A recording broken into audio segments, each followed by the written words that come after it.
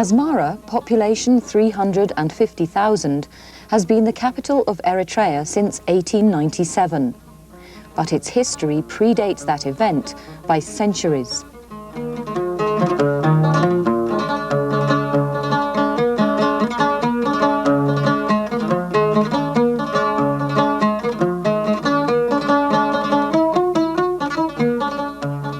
In the 16th century, 4 tribes living in the area united.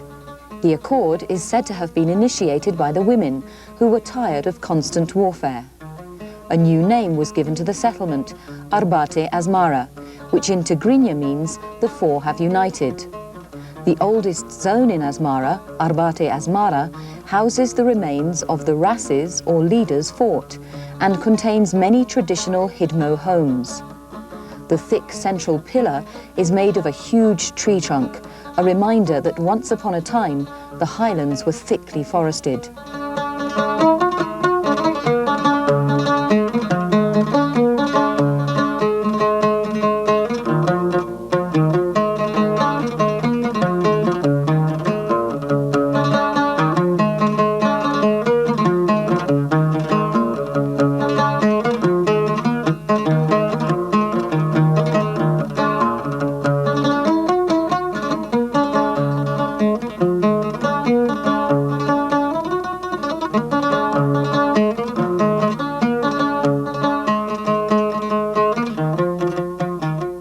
Asmara boomed as a regional commercial centre in the mid-19th century. With the growth of the Italian community came a marked influence of European architectural styles. In 1901, the Italian Colonial Congress decreed that city planning should be used as a tool to attract settlers.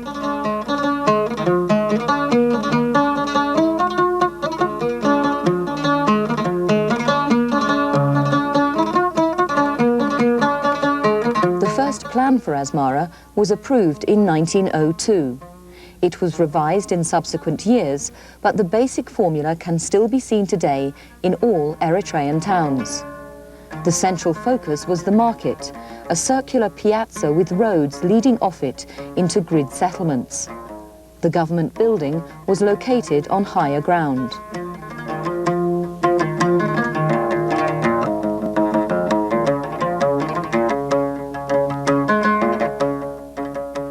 In 1913, the first town planning office was established under architect Odoardo Cavagnari. It became politicized during the fascist period as the building, which took place in the 30s, was aimed at establishing Asmara as the Città Imperiale for Mussolini's African Empire. During this time, the city was divided into native and white areas. The native quarter, formerly north of Viale Milano, developed around the original village of Arbate Asmara, including Edaga Arbi, Hadish Adi and Abba Shaul. These are still the most deprived areas of the city.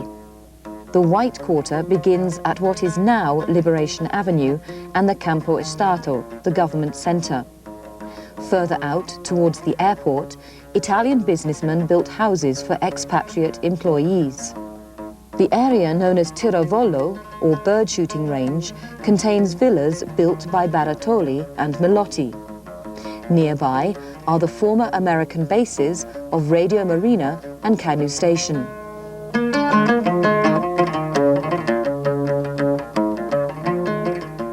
Asmara did not suffer much direct damage during the war and has been undergoing a rapid improvement in infrastructure and services.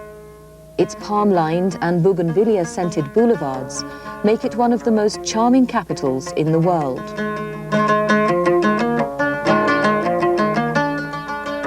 It's also one of the safest.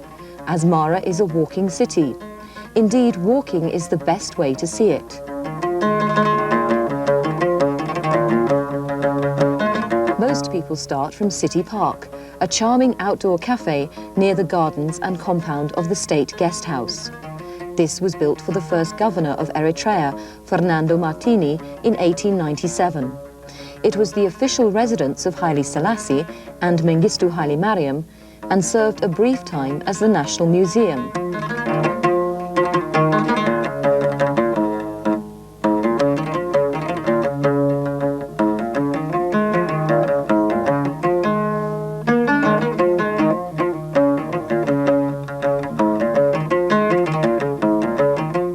Behind City Park is the government compound. Down the hill towards the 70-year-old Makani Hiwot Hospital, formerly the Ospedale Regina Elina, are a number of beautiful buildings dating from between the 20s and 60s. The Chamber of Commerce was built in 1968. The Ministry of Information, formerly the Italian Consulate, was built in the 1920s, and Cinema Capitol in the 30s. Behind are several dilapidated but attractive apartment blocks, which evoke the Naples of the 1950s.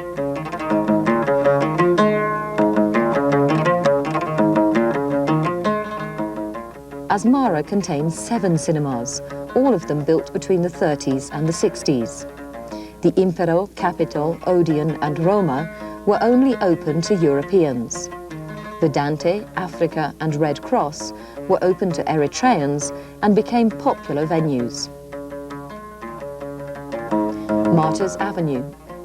Once known as Viale Roma and then the Viale di Bono, it contains several buildings constructed during the fascist period, such as the Ministry of Trade and Industry and the Regional Court.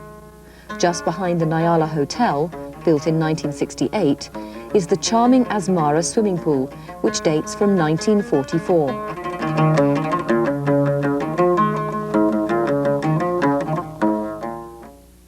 Swimming is just one of the many sports activities in the city. There are facilities for volleyball, tennis, cycling, aerobics, and, of course, football.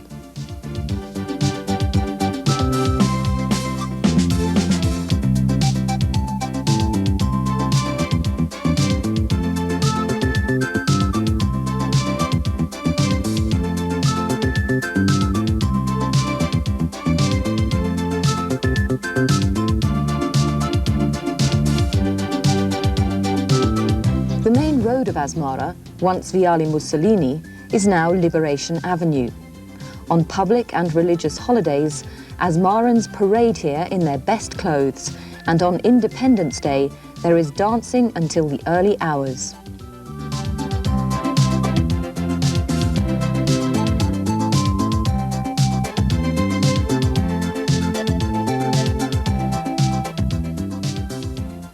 The most imposing building on Liberation Avenue is Our Lady of the Rosary Cathedral, which was built in 1922 in the Lombard style by the Italian architect Scanavini.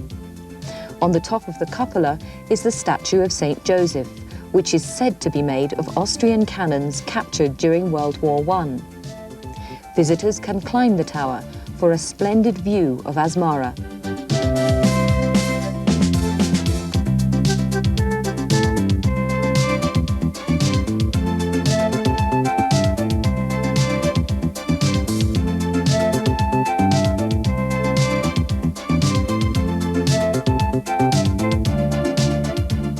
Opposite the cathedral is the Ministry of Education, which was built in 1928 as the Casa del Fascio Arnaldo Mussolini, the seat of the Fascist Federation of Eritrea. Here, the first Eritrean parliament convened before annexation.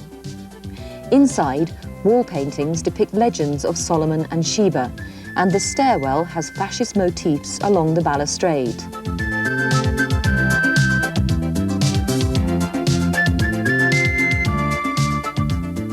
Next to it is Asmara Theatre, built in 1918 and designed by Cavagnari. There are regular plays by local artists, and it is becoming a lively centre.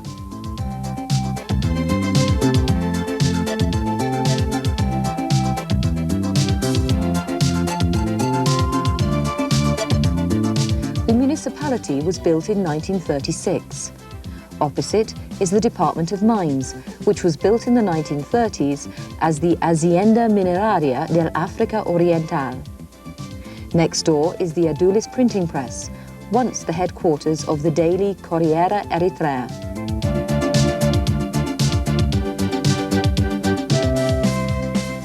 Enda Mariam, the main Orthodox place of worship. A fascinating blend of Ethiopian and Italian styles, which was begun in 1917. The Tukul-shaped lodge was designed by Cavagnari as an interpretation of the Coptic liturgy and contains fine wooden sculptures. The newer church was designed in 1920 by Eduardo Gallo and is decorated with mosaics. In the courtyard are traditional stone bells.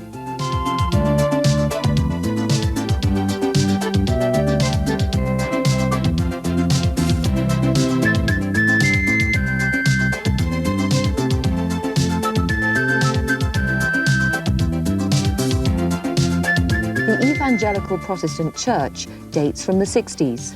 It was built on the site of an earlier church, which was established 130 years ago by Swedish missionaries.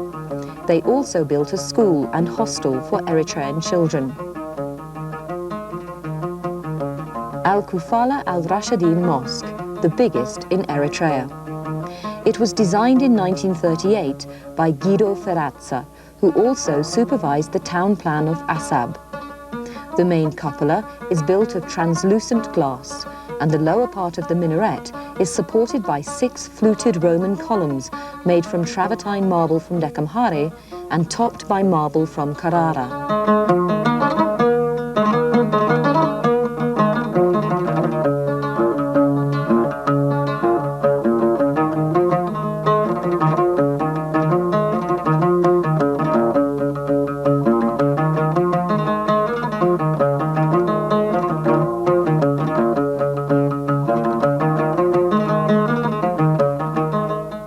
Jewish community is serviced by the synagogue, which was built in 1906. The prayer books were printed in Poland during the early years of the century. The streets parallel to Liberation Avenue are full of shops selling silver, household articles, t-shirts and leatherwork. Shopping is a leisurely activity, with frequent breaks for coffee or juice in one of the dozens of sidewalk cafes.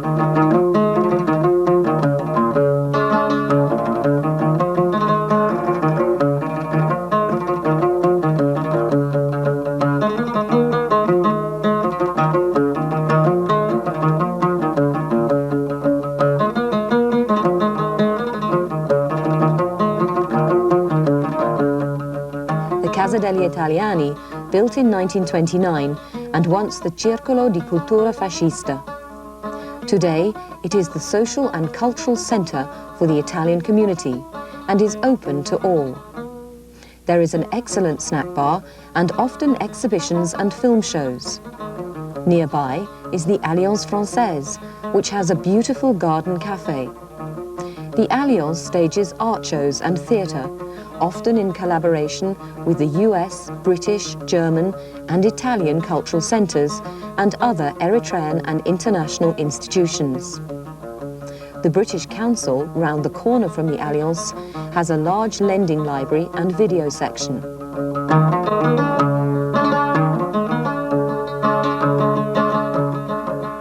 Other libraries include the Municipal Library, the Islamic Institute and the Pavoni Centre, which houses a mass of documentation dating from the Italian period. These are normally filled with school children. Between the Alliance and the British Council is the Keren Hotel. The oldest in Asmara, it was built in 1899 and still retains an old world charm. In front is the post office, which was built in 1915 around what was then the main square, Piazza Roma, which contained the Banco d'Italia and led off to elegant shopping streets. The post office is a beautifully restrained period piece with mosaics on the ceiling representing all the major towns in Eritrea and their crops.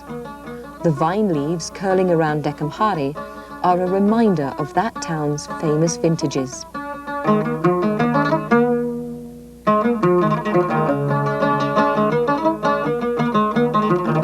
Behind the Keren is the Catholic Church of Kidane Meheret. Built in 1969 on the site of an older church, it's one of the most important Roman Catholic churches, with a colourful feast day in February. Inside, it is cool and spacious, with a beautiful mosaic and frescoes painted by a religious artist from Milan.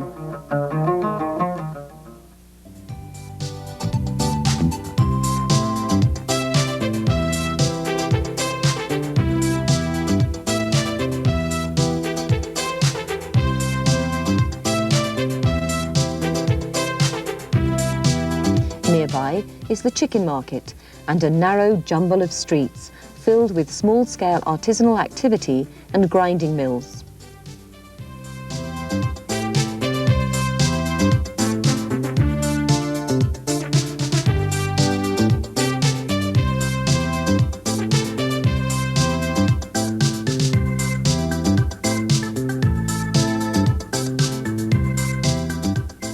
The souk, or main market, was built in the 30s to encourage agricultural commerce. There are 3 colonnaded structures containing vegetables, spices, and, behind the mosque, handicrafts, bric-a-brac and old furniture. Prices and variety are better here than in the main street, and shopping is a friendly experience.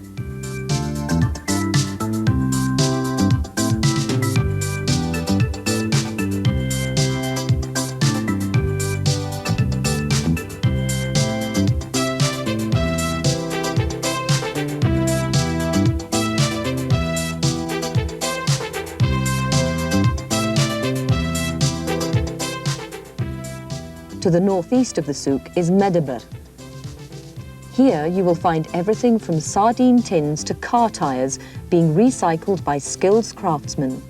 Here too, women sell freshly ground peppers and spices.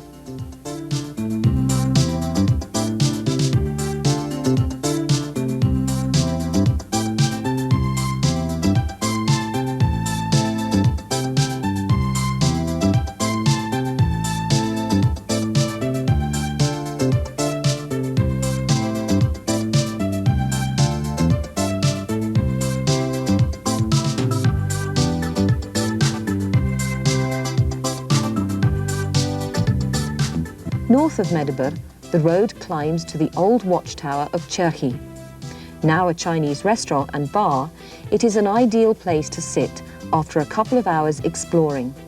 Below it, Abba Shawal is slated for reconstruction as it still lacks basic services and sanitation.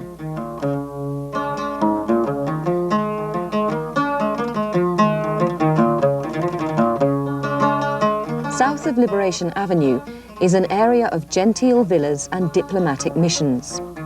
Once known as the Quartieri dei Villini, it contains the former Villa Reale, built in 1920, which is now the official residence of the ambassador of Italy. This hilly area used to be the site of the Tukul of Ras Alula, a famous clan chieftain whose soldiers harassed the Italians as they penetrated his dominions. Further out from the centre, there are plenty of buildings to delight the Art Deco connoisseur and the historian.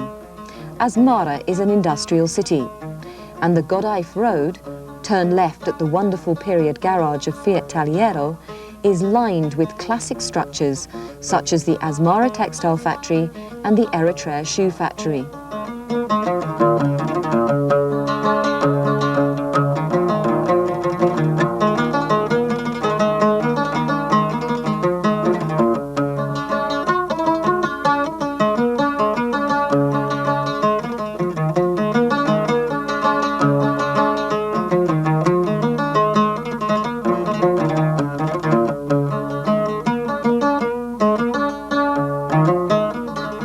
Another site worth a visit is the old railway station behind Ender Mariam.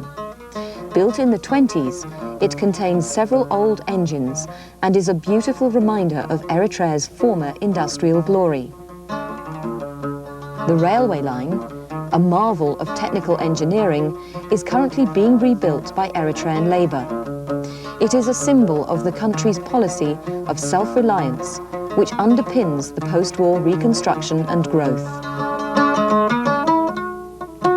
It's on the edge of the area known as Gezabanda, which was a camp for the Askaris, native soldiers who fought in the Italian colonial armies.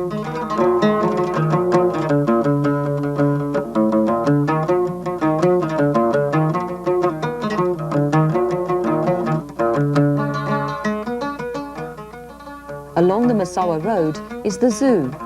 Nearby is the British War Cemetery, which contains the bodies of over 400 men from Sudan, Britain, India and South Africa, and 2 Italians, who were killed during World War II. The Italian cemetery is in the south of the city.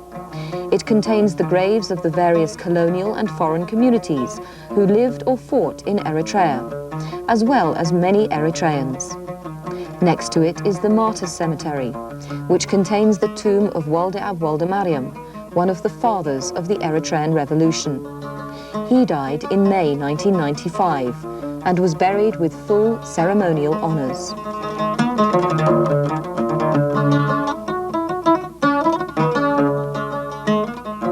Many of the sites above are not signposted, and most are places of work or worship and should be treated with respect. A national museum is to be established in the near future, but the visitor should bear in mind that fighting in Eritrea only ended 5 years ago, and that it only became a sovereign nation in 1993.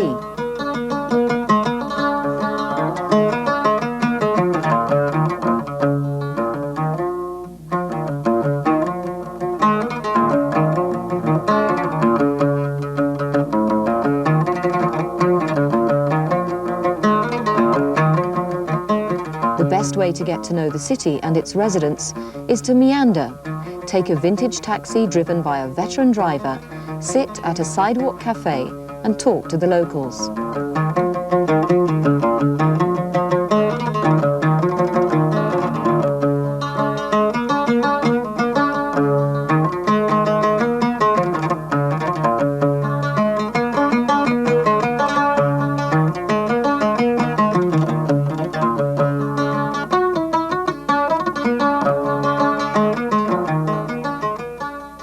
Peace has brought progress and prosperity to Eritrea and to its capital, Asmara. Buildings are springing out of the rubble. Roads are being repaired and water pipes laid as Asmara, the vibrant heart of a new nation, expands and develops.